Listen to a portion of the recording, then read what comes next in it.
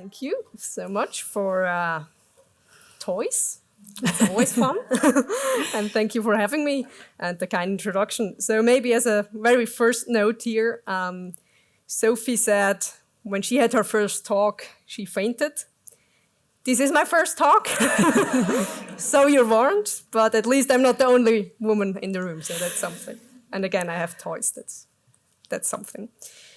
So yeah, I'm gonna talk about a very catchy, clickbaity title. I'm sorry for that. Can security testing save the world?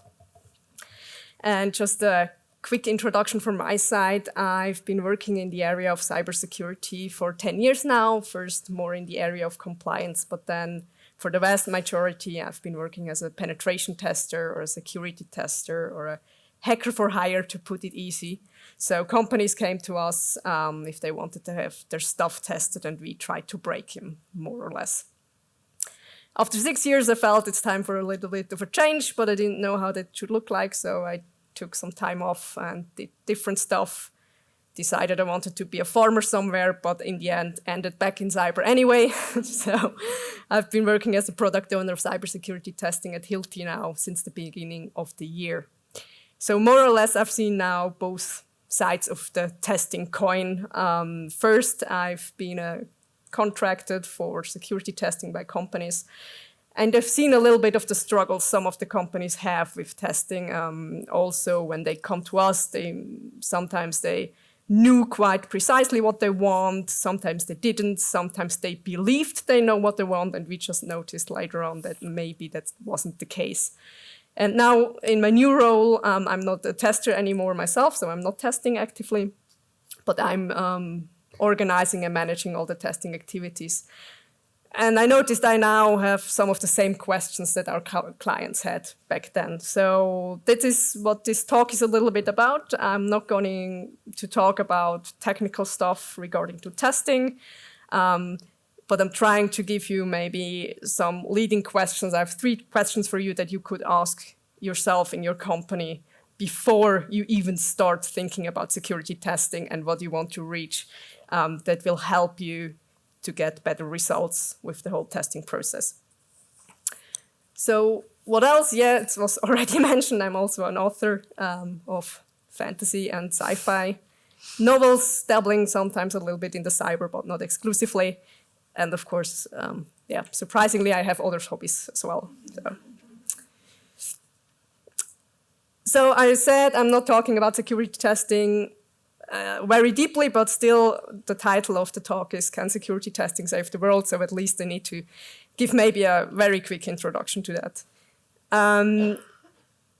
Security testing can be lots of different activities, and I will be talking about those a little bit later as well. But on a high level, security testing tries to find vulnerabilities and security flaws in your systems, in your applications, networks, whatever.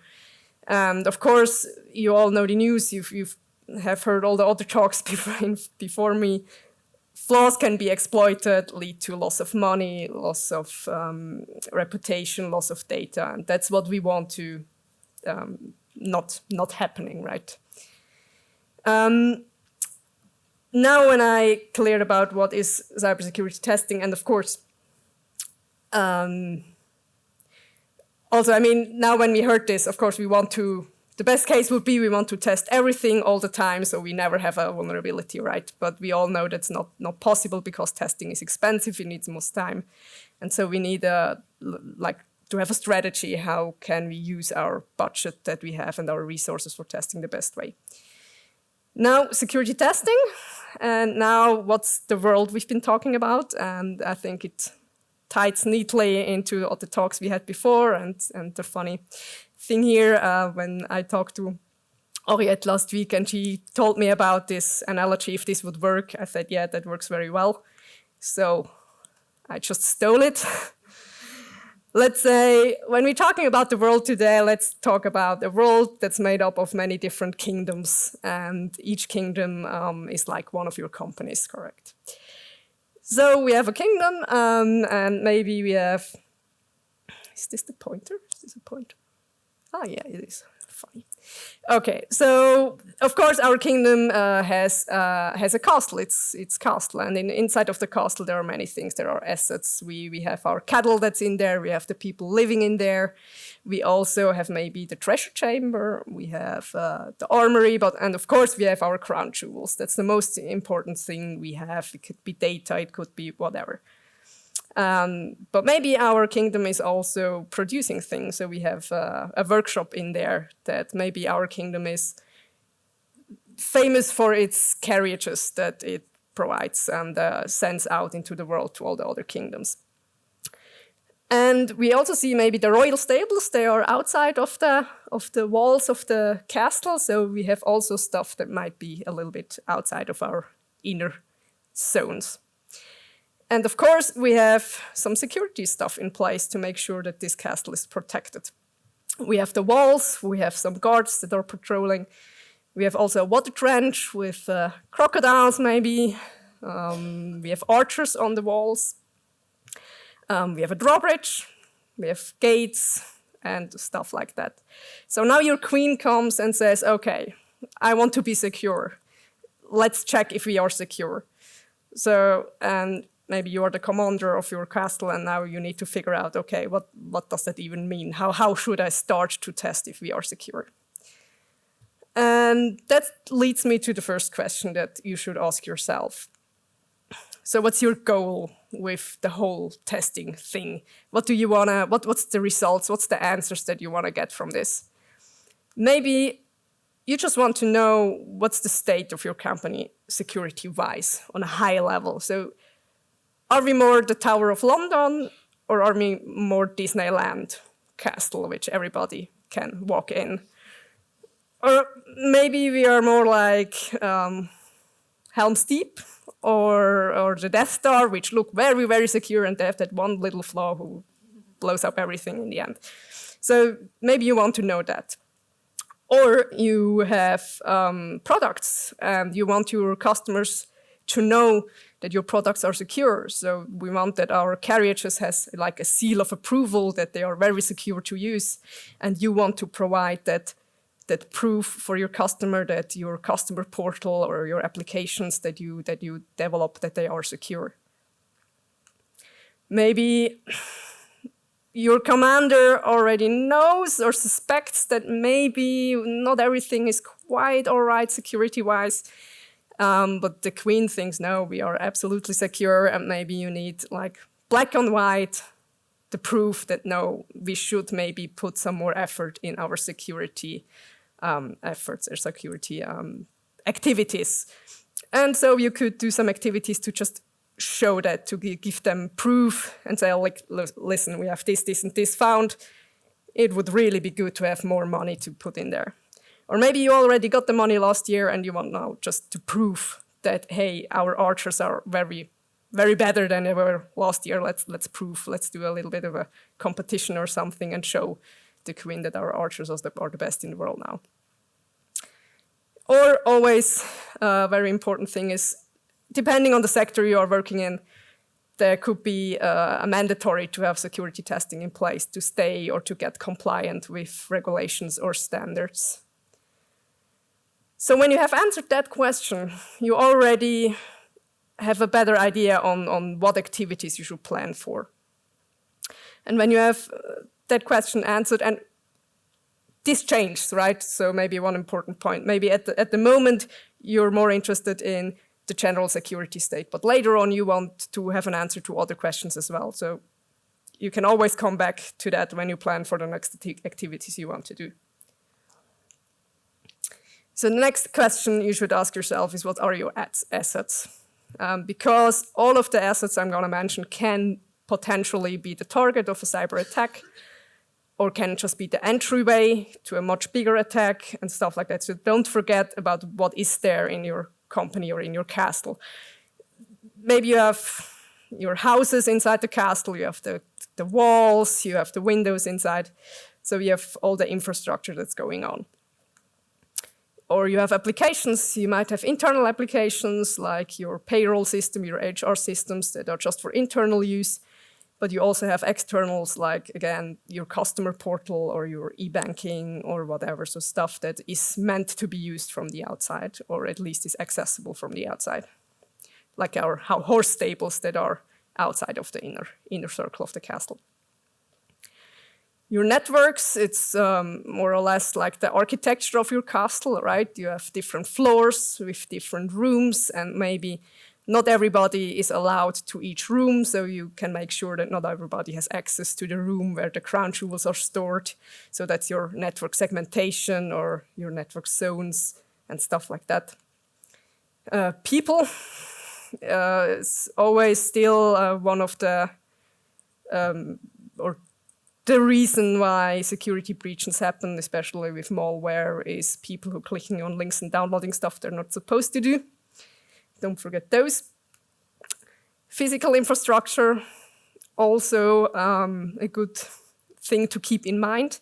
And when I'm talking physical infrastructure, I'm not necessarily talking about the badge reader at your doors or the biometric system at your doors, but really I'm talking about the door itself. You can have a fancy biometric system there, but if you can pick the lock very easily, it doesn't do any good.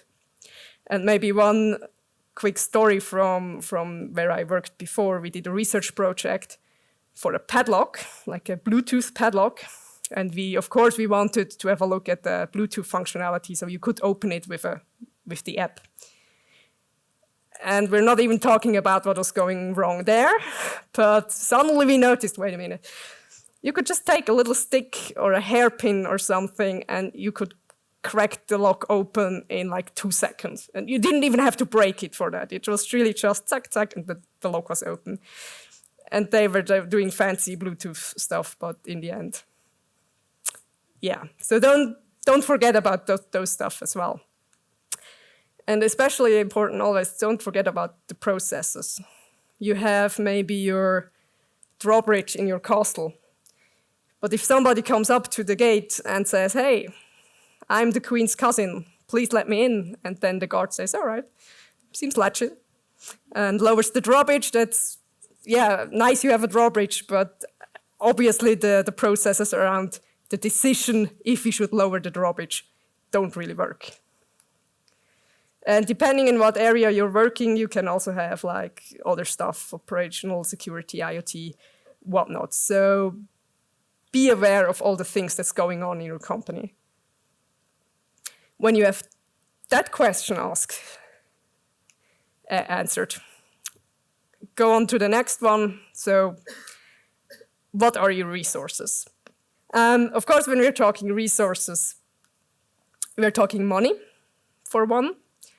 So what kind of budget do you have for your testing activities? And that's not only how much money do you have, but also where does it come from? So is it a one-time budget you got from your queen because she says, I want to do something now, we have some budget left, or I hear cybersecurity is very important, let's do something?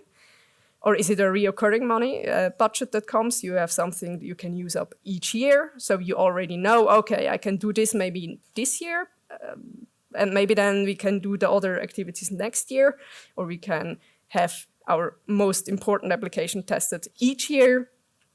So have that in mind as well. Also, where does your budget come from? Does it come, again, from upper management who says who wants to do something?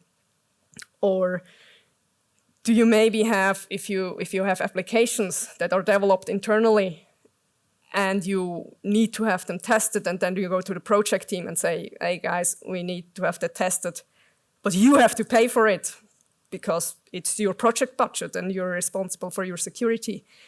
Be aware that those discussions will take place and ask those questions early enough to make sure you have that budget, because you won't start with the testing on a good level if the project team is already pissed off because now they have to pay for something that will tell them they did something wrong, and it will be much more difficult for the rest of the whole endeavor.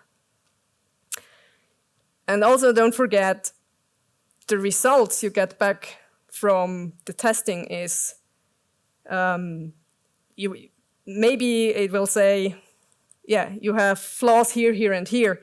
And now, okay, it's nice to know that you have that, but you also need to fix it, and fixing stuff also costs money. So where does that money come from? Is this operational money? Is this your cybersecurity budget? Be aware. Second resource, time. You have, it always needs time. And I'm not even talking about the testing itself, but everything that's around testing. So the project, you have to look at it like a project, and somebody needs to manage that. Somebody needs to bring the right people to the table to talk to each other, needs to prepare everything you need to have, needs to reach out to external testers if you have externals, or coordinate the internal testing activities. And again, follow up. You can always say, okay, now we have the results, and oh, we don't have the time and the money to fix it at the moment. You still need to track those things somewhere. I mean, it's always better to know about something than not to know about it at all, but you need to be aware of it, you need to track it, you need to be, to know what you do with the results as well. And then maybe one of the most important thing is know-how.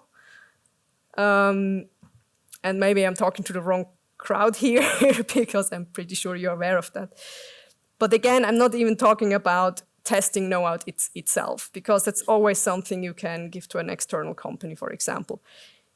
But it's your company who needs to decide what exactly we want to test. You can get that information, you can get that consulting from an external partner as well, but nobody knows your company and your business cases as good as you do.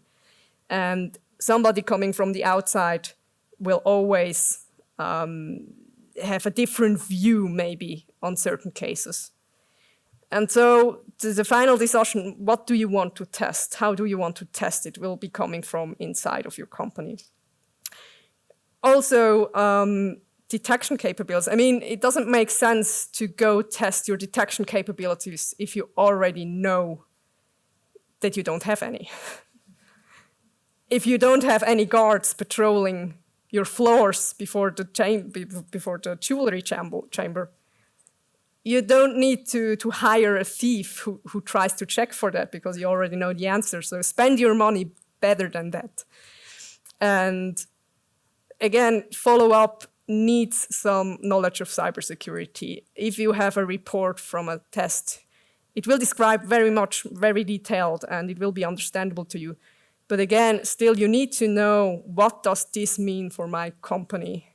And that's some internal knowledge you have to have. And same with the fixing stuff. And you can always, another thing I've seen a lot, or we've seen a lot, companies buy fancy software that can do security testing. There's many automated tools out there which can be very helpful. But if you don't have anybody who knows how to operate them or interpret the results you're getting from them, this tool will just be lying around and not used. It's like providing your carriage maker with a crane, but he doesn't know how to use a crane. And the crane doesn't even fit really in his process of creating carriages. So it's just standing and catching dust and breaking someday. But yay, we spend money for security. It gives that very dangerous feel of false sense of security as well, if you have tools in place and nobody knows what to do with them.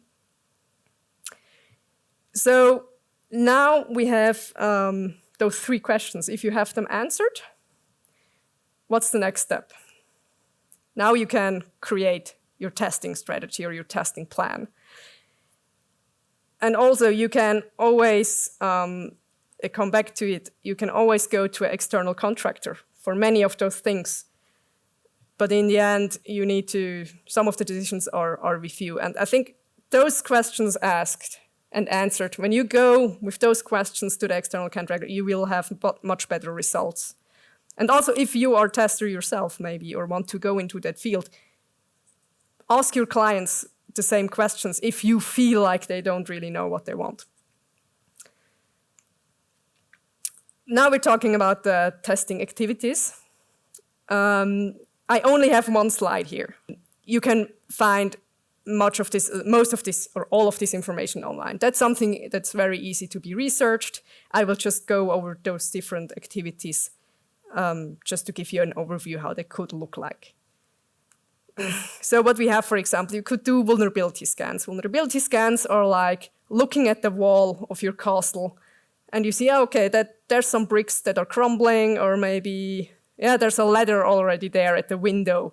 So picking the low-hanging fruit and seeing, oh, okay, so there's missing patches or missing authorization, authentication there. Things you can see very easily, and it's not very invasive. It's just looking at it and already noticing what's going wrong. Then penetration tests. Penetration tests usually have a much more specific scope. So you have a test that looks like one specific application or one network or one system, and you try to find the vulnerabilities with that. This is a much more invasive activity, so testers really try to exploit the stuff that is there.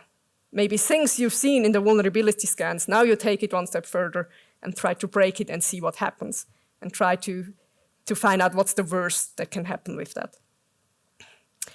You have also things like red and purple teaming, which is more like running testing activities in your company and see if your blue team or your SOC or your defensive systems are picking up on it. So, okay, we have defensive stuff in place, but do they really work? Let's test for that. Or attack simulations, which are maybe more of a holistic view on the whole castle. You're just standing someone in front of the castle and tell them, okay, go to the jewels, good luck. And they can try different things. They can hide in a carriage that's coming in, or you can bribe somebody to let you in, or you can do many different stuffs.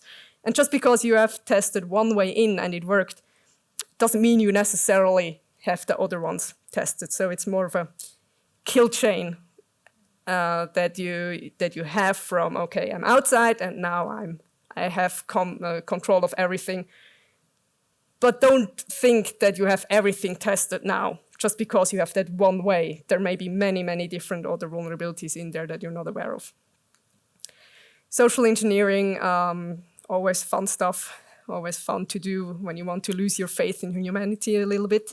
So like phishing attacks or tailgating, stuff like that. It's incredible. It's still I mentioned it before, the one most reason that cyber attacks happen, and it's not much we can do about it, to be honest. Then we can also do security testing way earlier in the development cycle of an application. So always good, do testing as early as possible. So you find the low-hanging fruit there as well. Yeah, you can do a lot of funny stuff. And now maybe one very important topic, because we talked about communication and collaboration a lot. Not everybody is talking about the same things when they're talking about those activities. My definition of a red team might not be exactly the same as somebody else's. And a penetration test can more or less mean anything, to be honest. A penetration test can be many different activities. So if you're talking internally or with your external provider, be sure you really, really mean, you're really talking about the same things when you're talking about this. And more. So now maybe you have, you answered your questions. You know, okay, I want to have penetration tests of my applications because that's the top priority at the moment. But then you have, okay, I have like 20 applications or more in my company. So where do I start? Because I don't have the money and I don't have the time to test all of them. And there might be different approaches how you could do that prioritization.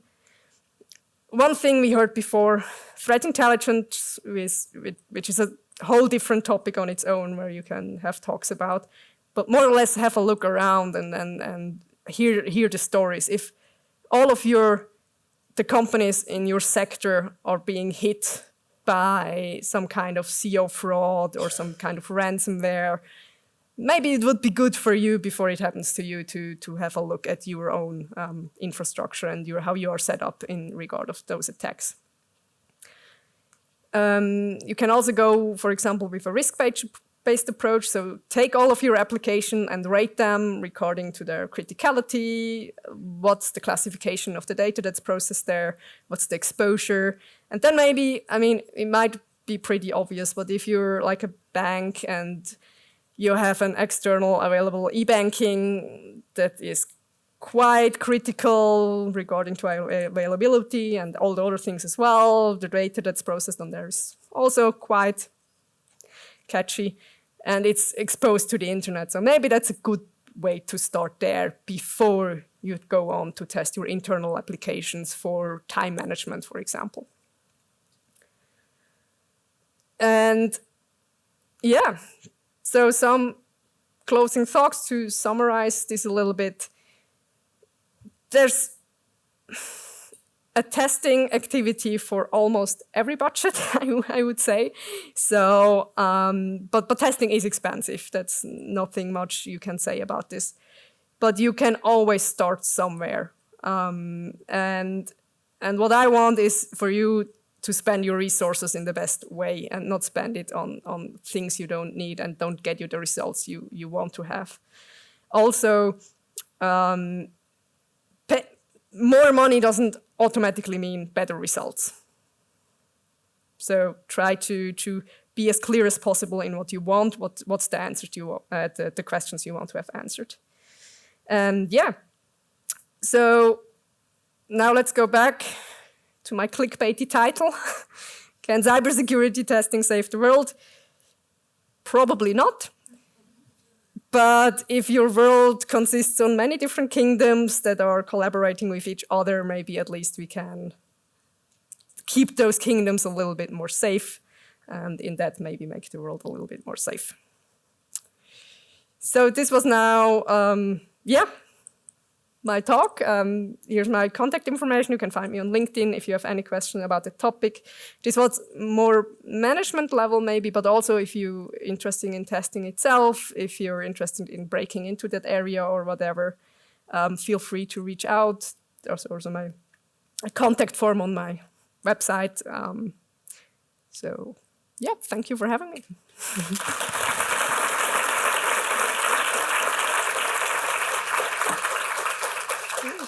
Before I ask if there are questions in the audience, one from my side. From all the things you mentioned, the funny mistakes that could happen, what's the most obvious one, or the one that happens most? Is there one thing that mostly goes wrong with testing? So you mean with the testing, planning for testing activities? Yeah. Yeah, I think definitely not communicating or managing expectations. I think, yeah, so that you think the company thinks they know what they want and the testers think they know what they want and they do it, and in the end they have results and they notice, wait, that those are not the questions we want to have answered. We actually wanted something else. But everybody thought we are talking about the same thing. Communication. And, yeah, exactly. And also preparation. There's like a ton of projects that go wrong because the clients weren't ready with the stuff. The testing setup didn't work. Then you have to reschedule, and it costs a lot of time and a lot of money as well. Questions from the audience? Do we have a person with a microphone running around? Yeah, thank you so much. In the meantime, I quickly ask Fabio, do we have one on the Slido? Yeah, there's a lot of questions again. What do you think is more available? Regular security tests or bug bounty programs? I think they go together. I don't think one is better than the other because they have different approaches. So the problem with regular pen testing is you always miss, especially if at the moment the trend goes to continuous development, like you have releases like every month or every 2 months. So you can't do a pen test every time you have a new release. And that's where bug bounty is very useful because it's like a continuous all the time testing. But then again, with bug bounty, you don't know what has been tested. It could be that nobody is looking at your stuff and you don't really know that. You don't have that visibility on what exactly was tested. So I don't think something is necessarily better than the other. But I would also say don't start a bug bounty before you have some testing done before, just to get your baseline right, or you will be crying maybe.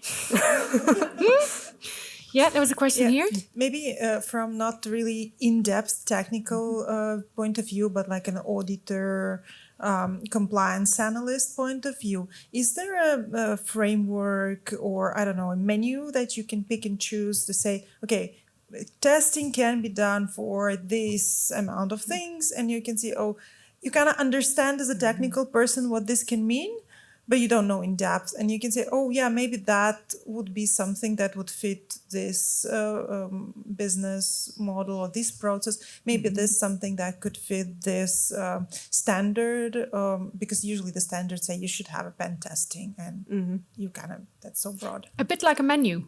Yeah, like a menu, and that you can kind of pick and choose, like a framework, a standard that good point. And maybe if you don't have it in mind, then you could drop it somewhere in the notes of the event.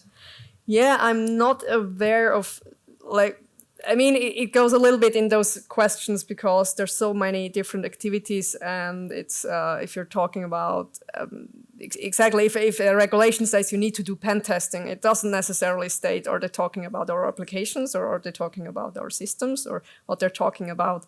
I don't think there's really a menu that, because it's a little bit combination of everything. You can do a pen test on an application, or you can do a red team on your network, but you can also do a pen test on your network. So the combination possibilities are quite broad. So, but Which one did you use in your practice when you were a pen tester, or now when you're planning? I mean, we did a little bit of everything. So it goes back to what does the client want? What questions do they want to have answered? And then we proceeded. And then for the different activities, there are frameworks and there are guidelines to how to do a pen test on an application or on a mobile application or on your network. But not necessarily, okay, it's that kind of company with those regulations. Now you have to do a test like that on this. Or I know there are testers sitting here, so maybe if you're aware of something, please speak up. Yeah. Fabio, do we have one more? And maybe then one last one from the audience, Yes, we do. Do you have an example of an unexpected area which is in need of more cybersecurity? No. None of them are unexpected, I'm afraid. I expect all of them need more testing. But I think it's just things that go forgotten lots of times are really people and processes because they're not necessarily very technical. And in the end, when you have a look at the cyber attacks that are happening, most of the time it's an issue with one of those things. Yeah. Yeah, last one from the audience. Yes, I have a quick question regarding, like you said, communication is a major key with testing and with the companies that you work with. I had the chance to attend a live hacking session, and they had a question round afterwards, and it was for Egli, so just like a communal. So you had the librarian, just normal people, showing them what is actually possible just by clicking on a link, how you can gain access to just your cell phone, to the webcam, and so on and so forth. My question is, how do we make communication more easier, more accessible to people that are just average people, and everybody's interested in protecting their data, but I think when we have like these awareness sessions, how do we make it easier to understand for the people that have nothing to do with cybersecurity? I think a first point I want to pick on that you said, we all care about our privacy of our data and stuff. And I think that's a very first step, because I don't know if people do actually, because they're not necessarily aware. So what do they want from me? What can happen to me? I don't have anything. I have nothing to hide. I have nothing. All those kind of questions. And I think if you start your storytelling on that cybersecurity journey right there to tell them, oh, you are a target, and this, and this can happen, and then maybe make the circle to how it can happen. I think just make the people care. about it in the first place. If they don't care and they get their phishing simulations once a month and they have to do mandatory training that is boring and plain and everybody knows about it theoretically, but we all know that, yeah, you know about it, but maybe you click it nevertheless. I think that's the most important thing, make them care and maybe show them, really try to explain to them why they should care. Or you should ask just Nina to come along and explain it.